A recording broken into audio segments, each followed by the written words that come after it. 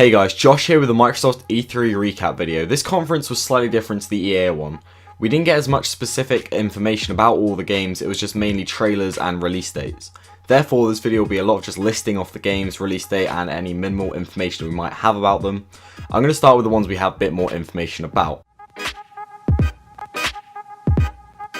In Fallout news, Fallout 4 is now available on Game Pass. Fallout 76 is the next game in the main Fallout series and acts as a prequel to all of the other games. It is said to be 4 times bigger than Fallout 4. It will also be multiplayer. Pre-orders become available for this on June 15th, so they are out now, and there will be more information about Fallout 76 on our Bethesda recap video, so make sure you check that one out.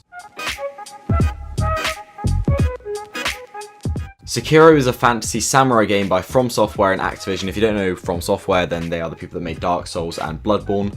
It seems like a faster paced sort of Dark Souls style game, and it will release in early 2019. This Forza will have different seasons that completely alter world and gameplay. This will result in different events being activated depending on the season, which changes weekly.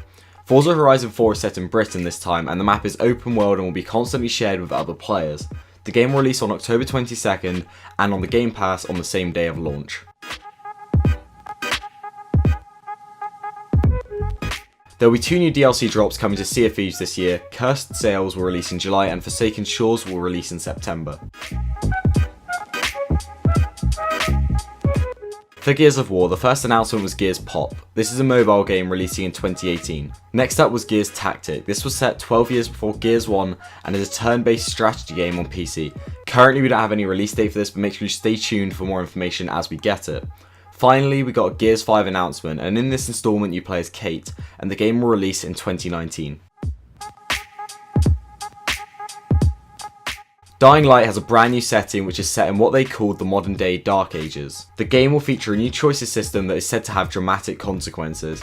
In the gameplay trailer we got a very short look at a faction called the Peacekeepers, and in this mission you could either do what you've been told to do and attack the Peacekeepers, or join them. Dying Light 2 will release in 2019, but we currently don't have any other information about the release date. Next up is just sort of the list of the games coming out and the release. Ori Will of the Way will release in 2019. The Awesome Adventures of Captain Spirit will release on June 26th this year, and it is free. Crackdown 3 will release February 2019. Nier Automata will release June 26th. Metro Exodus February 22nd, 2019. Kingdom Hearts will release on January 29th. We Happy Few will be out this year, August 10th.